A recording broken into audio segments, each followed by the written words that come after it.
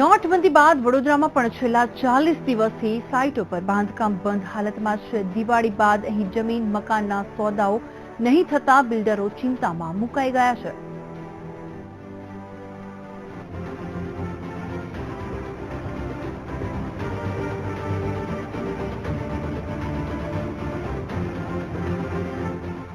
નોટબંધી બાદ મોટા ભાગના વ્યવસાયોને અસર થઈ છે. નાના વેપારીઓથી માંડી મોટા ઉદ્યોગપતિ કોઈ નોટબંધી ઇફેક્ટથી બચી શક્યું નથી, ત્યારે રિયલ એસ્ટેટ બિઝનેસ પણ તેમાંથી બાકાત નથી. વડોદરામાં અંદાજે 70 થી 80 હજાર મકાનો ખાલી પડ્યા છે. એક સમયે ઊંચી કિંમતે પણ લોકો મકાન ખરીદવા માટે તૈયાર હતા, પરંતુ નોટબંધી બાદ જમીન મકાનોની ખરીદી વેચાણ પર બ્રેક લાગી ગઈ છે. લોકો હવે નીચી કિંમત હોવા છતાં નવી પ્રોપર્ટીમાં રોકાણ કરવા તૈયાર નથી.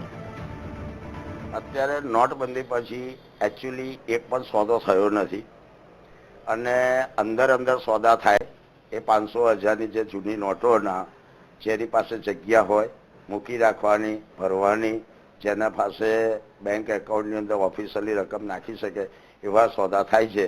અહીંયા કુબેર ભવનમાં જ્યાં દસ્તાવેજ થાય છે એની અંદર 8 તારીખ પછી અત્યાર સુધીમાં ટોટલ 160 દસ્તાવેજ થયા છે. એનાથી વધારે દસ્તાવેજ નથી થયા. એ પણ દસ્તાવેજ છે ના કે 8 તારીખ પહેલાના જેના બાનાખત થયેલા હોય અને જેને કમિટમેન્ટ કરેલું હોય એવા લોકોના જ દસ્તાવેજ થયા. નવા લેટેસ્ટ કોઈ દસ્તાવેજ હમણાં થતા નથી. વડોદરામાં ચાલતી અનેક બાંધકામ સાઇટ પર મજૂરોને ચૂકવવા માટેના રૂપિયા ન હોવાથી બાંધકામ મંથર ગતિએ ચાલી રહ્યું છે. ત્યારે આગામી થોડા દિવસ માટે રિયલ એસ્ટેટ વ્યવસાયમાં મંદી રહેશે તેવો મત નિષ્ણાંતોએ વ્યક્ત કર્યો છે.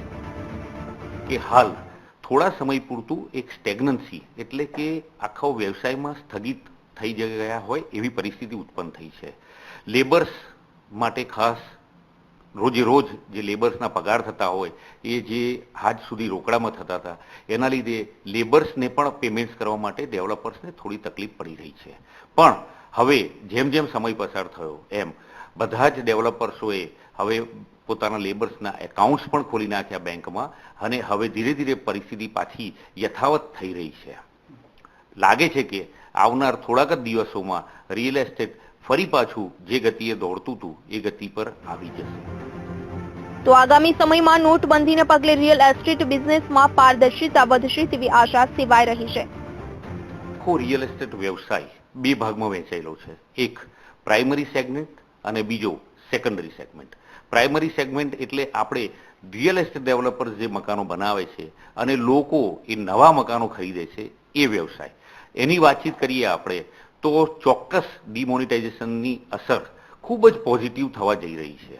આવનાર સમયમાં જ્યારે રેરા પણ 2017માં આવી રહ્યું છે ત્યારે આ બંનેની મિક્સ અસરને લીધે રિયલ એસ્ટેટમાં ટ્રાન્સપરન્સી વધે. જો કે સરકારે કરેલા 50 દિવસના વચન બાદ પરિસ્થિતિ સુધરે તેવી આશાને પગલે રિયલ એસ્ટેટ ક્ષેત્રે પણ હકારાત્મક ફેરફારની રાહ જોઈ રહ્યું છે. આગામી સમયમાં બેંકો પાસે ચલણની પૂરતી વ્યવસ્થાને પગલે હોમ લોનના દર ઘટશે અને લોકોને મકાનો ખરીદવા માટે પ્રોત્સાહન મળશે તેવી આશા સેવાઈ રહી છે. દેશમાં નોટબંધીની જાહેરાત બાદ વડોદરાનો રિયલ એસ્ટેટ વ્યવસાય છે ઠપ થઈ ગયો છે. અત્યારે હાલ જે લોકોએ મૂડીરોકાણ માટે જે મકાનો લીધા હતા એવા લોકો મકાનો ઓછી કિંમતમાં વેચવા પણ તૈયારી દર્શાવી રહ્યા છે. બીજી બાજુ રિયલ એસ્ટેટ સાથે બાંધકામ સાથે સંકળાયેલા જે લોકો છે એમનું માનવું છે કે બેંકોમાં જે નાણાં જમા થયા છે એના કારણે બેંકો હોમ લોનમાં ઘટાડો કરશે, વ્યાજદરમાં ઘટાડો કરશે, જેના કારણે મકાનોની વેચાણની સંખ્યામાં વધારો થશે એવી આશા જાગી છે. કેમેરામેન કિશોર ક્ષીરસાગર સાથે માનુ ચાવડા, વીટીવી ન્યૂઝ, વડોદરા. 8મી નવેમ્બરે પ્રધાનમંત્રી નરેન્દ્ર મોદીએ 500 અને 1000ની નોટ રદ કરવાની કરેલી જાહેરાતથી દેશભરમાં હાહાકાર મચી ગયો છે. હજી પણ સરકાર દરરોજ નીત નવા નિયમો અને સર્ક્યુલર બહાર પાડી રહી હોવાથી લોકોમાં હજુ પણ કચવાટ જોવા મળી રહ્યો છે. નોટબંધીના નિર્ણય બાદ એવું કહેવાતું હતું કે આ નિર્ણયથી રિયલ એસ્ટેટમાં મોટી ઉથલપાથલ જોવા મળશે તથા મકાન ખરીદનારાઓને ઓછા ભાવે મકાન મળશે, પરંતુ આજે નોટબંધીના 42મા દિવસે પણ મકાન કે જમીનોના ભાવમાં કોઈ જ ફરક જોવા નથી મળ્યો. જી હા, રિયલ એસ્ટેટ બિઝનેસ હાલ સંપૂર્ણ રીતે ઠપ થઈ ગયો છે, કારણ કે આ ધંધા સાથે સંકળાયેલા એસોસિએશન પણ કહી રહ્યા છે કે સરકારના નિર્ણય બાદથી ધંધામાં કોઈ જ પ્રગતિ થઈ નથી.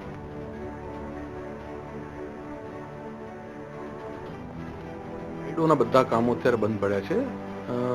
મની ક્રાઇસિસના લીધે લોકોની પાસે કેશ ફ્લો છે નહીં. હવે બધું જ ડિપેન્ડ જે છે એ ગવર્મેન્ટ પોલિસીની ઉપર છે.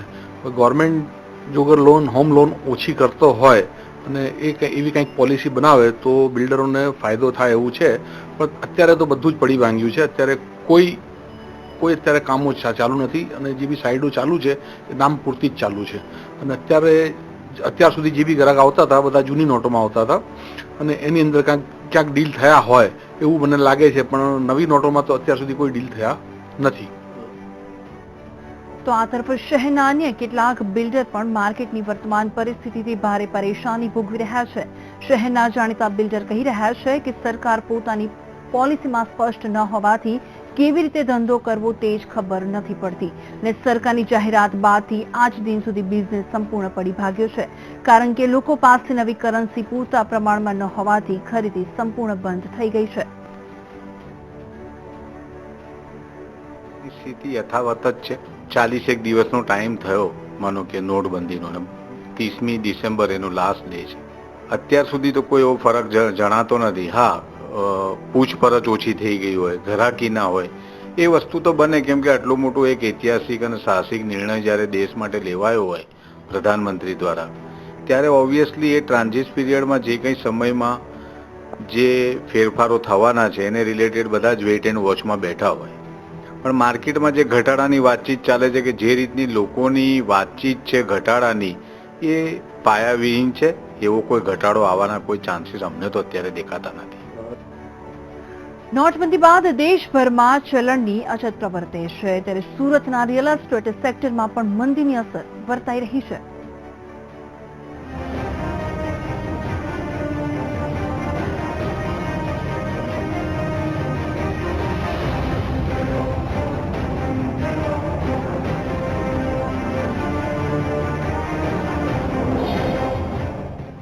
છેલ્લા એક દશકામાં ભારતમાં સૌથી વધારે ગ્રોથ પામેલ સેક્ટર એટલે રિયલ એસ્ટેટ સેક્ટર.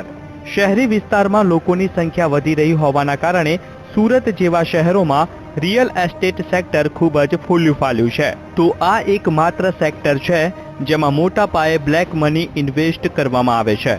ત્યારે નોટબંધી બાદ સુરતના રિયલ એસ્ટેટને ખાસ અસર થઈ હોય તેવું લાગતું નથી. અહીં પ્રોપર્ટીના ભાવ હજી પણ સ્ટેડી છે, પરંતુ ખરીદ શક્તિ ઘટતા લોકોએ રોકાણ તરફથી મોં ફેરવી લીધું છે. રિયલ એસ્ટેટમાં પર્ટિક્યુલર હું જ્યાં સુધી જાણું છું ત્યાં સુધી કોઈ ફેરફાર થયો એવો લાગતો નથી. હા, ચોક્કસ જે સટોડિયા માર્કેટ હતું ત્યાં લોકોની ખરીદી બંધ થઈ ગઈ છે, પણ જ્યાં રિયલ યુઝર બેઝ માર્કેટ છે કે જેની જરૂરિયાત છે ત્યાં ઇન્ક્વાયરી ચાલુ છે અને કામ પણ થાય છે. હા, ચોક્કસ એક વાત બની છે કે લોકો અત્યારે થોડા ગભરાટમાં છે કે કાલે શું થશે, કાલે નવું શું આવશે, એટલે લોકો 30 તારીખ સુધી વેઇટ એન્ડ વોચ કરી રહ્યા છે. સટ્ટો કરનાર તેમજ જે લોકો માર્કેટમાં રોકાણ કરતા હોય છે એવા લોકો નોટબંધી બાદ આ માર્કેટમાં આવતા ઓછા થઈ ગયા છે. નોટબંધી બાદ વેપારીઓ અને ગ્રાહકો બધા જ વેઇટ અને વોચમાં માની રહ્યા છે. ત્યારે સુરતના રિયલ એસ્ટેટ બિઝનેસને નોટબંધીની ખાસ અસર જણાતી નથી. જો કે આગામી સમયમાં ભાવોમાં ઘટાડો થવાની શક્યતા સેવાઈ રહી છે. નવો ભાવ ઘટવાનો એ બધા સિચ્યુએશનને બધા બિલ્ડરો એસેસ કરે છે અને લેવાવાળા એસેસ કરે છે કે ભાઈ શું સિચ્યુએશન ઊભી થાય ને એના આધારે આપણે ડિસિઝન લેવું એમ. પણ તમે કીધું એમ જો કોકવાર બહુ લેવાલી ન નીકળે ઓબ્વિયસલી ભાવ ઘટાડવો પડે, બીજું તો ઓપ્શન નથી.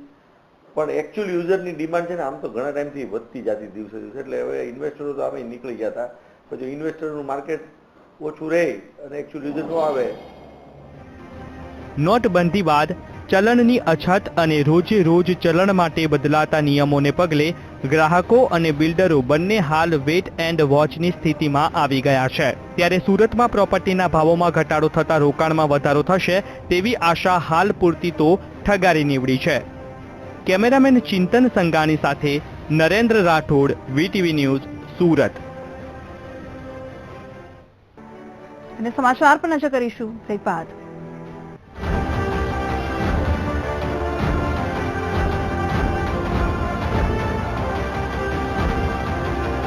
બેહાલ બની ગયા છે.